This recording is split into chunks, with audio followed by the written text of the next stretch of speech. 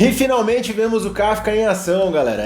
Saiu agorinha lá na Crunchyroll o episódio 2 de Kaiju número 8. Esse anime que eu tinha assistido o primeiro episódio, já tinha gostado dele, mas assistindo o segundo agora, eu acho que ele tem potencial para ser um dos melhores animes da temporada. Vem comigo no vídeo que a gente vai falar do episódio 2. Fala galera, beleza? Divo na área mais uma vez. Galera, chegando aqui para mais um vídeo de cobertura aí dessa adaptação do mangá de Kaiju número 8 para anime, né? Que tá estreando todo sábado um episódio novo lá na Crunchyroll, simultaneamente ao Japão. Então agora há pouco eu assisti o episódio 2, achei muito bom.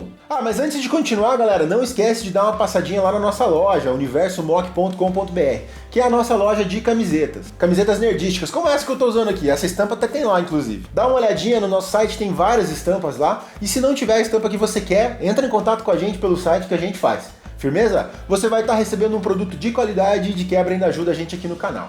Então só recapitulando rapidamente aqui, né? O episódio anterior tinha acabado quando o Kafka e o Ichikawa, que é o estagiário lá, né? Estavam no hospital se recuperando dos ferimentos da batalha que eles tiveram, né?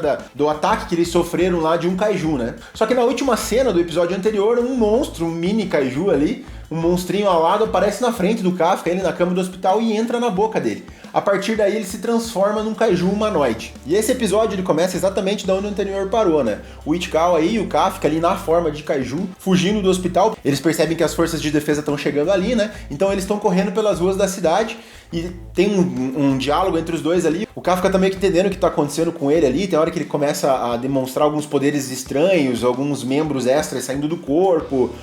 Tem uma hora que ele vê alguns pássaros no fio de luz, ele acaba comendo um desses pássaros com uma língua que sai da boca dele com uma boca na boca, bem a la Alien, assim, meio estranho. Então ainda fica claro que ele não tá entendendo como que funcionam os poderes ali, como que funciona essa nova forma dele, né? E uma coisa muito engraçada que tem nessa parte aqui, que ele fala que ele tá muito apertado pra ir no banheiro.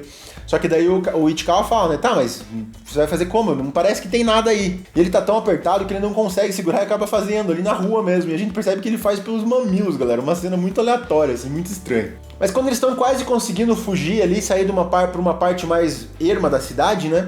O Kafka, eles têm um sentimento, uma sensação de que tá vindo algum perigo pra cidade. Então a gente já percebe que ele vai ter uma ligação ali com os outros kaijus, né? E quando ele percebe que é um kaiju muito parecido com o kaiju que atacou eles no episódio anterior, ele resolve ajudar, ele resolve ir salvar as pessoas. E aí a gente corta pra uma cena que tem uma mãe e uma filha ali, a mãe presa num escombro de uma casa e a filha chorando. E o monstro, quando o monstro gigante tá quase abocanhando ali as duas, aparece o Kafka e dá um soco no kaiju ali, com toda a sua força. E aí ele percebe o quão forte ele é, né? Porque esse monstro gigante vai arrastando ali pelas ruas, quebrando tudo pela frente, né? Aí ele tenta acalmar a criança, mas mais assusta a criança do que acalma, né? Porque ele tá naquela forma monstruosa, né?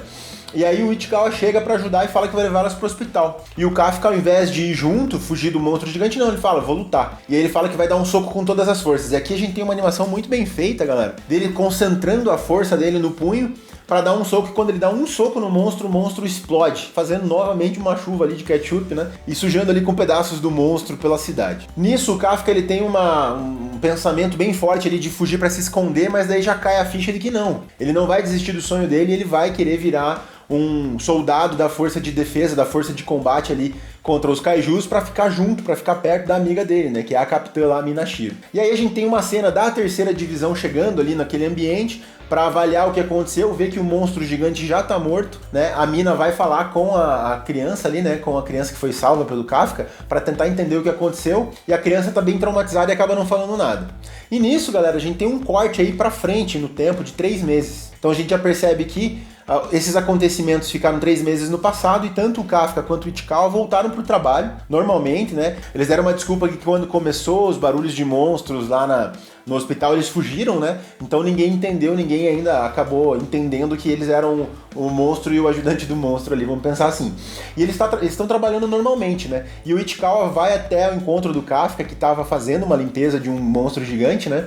E aí é engraçado que quando ele tá comendo em cima do monstro, ele fazendo o almoço, e ele tá como monstro, né? Então era uma coisa que a gente não sabia direito ainda como é que ia acontecer, né? Se ele ia se transformar, ele ia se destransformar. E aqui a gente percebe que ele consegue controlar, ainda não perfeitamente, mas ele consegue controlar quando ele fica no formato do Kaiju e quando ele fica no formato humano, e até em formatos meio híbridos, né? Tem uma hora que aparece só a cabeça dele, tem uma hora que aparece a cabeça dele, mas ele tá com os dentes do Kaiju, então ele ainda tá entendendo isso, como que acontece, né? Mas o que é bem bacana, né? Um detalhe legal é que o Ichikawa, ele tá indo até o encontro do Kafka para entregar para ele um documento, e esse documento nada mais é do que a carta de aceitação da primeira fase para a entrada das forças de combate, que era o sonho dele, né? Então tanto ele quanto o Ichikawa conseguiram passar nessa primeira fase das forças de defesa ali para entrar para os times de elite, né? E aí o episódio vai se encaminhando para o final dele, né? Com o Ichikawa e o Kafka indo até o centro de treinamento das forças de defesa, mais ou menos nessa pegada de treinamento os próximos episódios, né?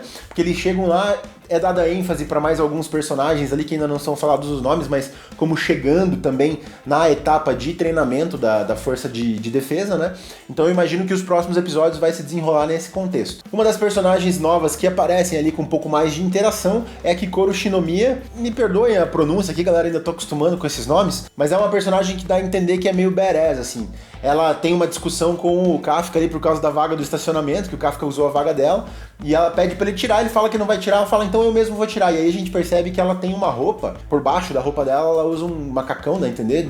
De tecnologia muito elevada. Ela liga esse macacão, essa roupa ali tecnológica, e com as próprias mãos ela consegue erguer o carro e tirar o carro, ela arremessa o carro para 2, 3 vagas depois ali, o que deixa o Kafka e o Ichikawa bem assustados para tentar entender o que está acontecendo. Então a gente já sabe que não só de atributos físicos são os combatentes, né? Eles têm atributos tecnológicos ainda. E é nessa pegada que o episódio termina, galera. Aconteceu bastante coisas que a gente precisava entender como é que seriam, né? Então a gente já sabe que o Kafka, ele tem o controle ali, ainda que não perfeitamente, ele tem o controle de quando se transformar no Kaiju e quando não, e a gente vai entender nos próximos episódios como que vai ser essa dinâmica, né? Porque ele não vai poder usar dessa força extra de Kaiju durante os treinamentos, né? Porque se a força de combate, a força de defesa perceber que ele é um Kaiju, vai querer exterminar ele, né? Porque esse Kaiju, e aqui um detalhe interessante, tem um recorte que aparece em uma reportagem de TV, né? Eles chamam de Kaiju número 8, que é o número que foi dado como o 8º Kaiju que foi nomeado pela força de defesa, né? E foi o único que até então conseguiu fugir, né? Então eles estão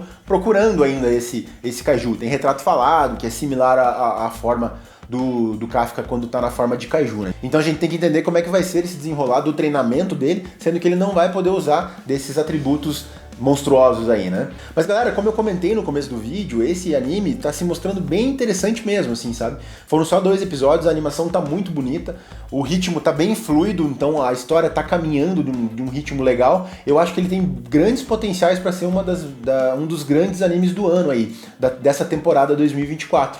Então, vamos acompanhar, obviamente, os próximos episódios para ver se continua nesse mesmo nível. Como eu comentei, não vou ler o mangá, não vou acompanhar a história do mangá para tentar fazer uma análise 100% do anime aqui, né? Que eu tô gostando bastante aí, gostando bastante mesmo. Mas, como de costume, galera, essa foi só a minha opinião, eu quero muito saber de vocês. Vocês estão assistindo o Kaiju número 8? Se vocês gostam de monstros gigantes, de Kaiju, de Godzilla e afins do Monsterverse, né? E se vocês gostam de anime, obviamente, vai lá assistir porque vocês vão gostar dessa história que tá muito legal. Muito obrigado quem ficou até aqui comigo. Por hoje foi isso, galera. Um abraço, fui!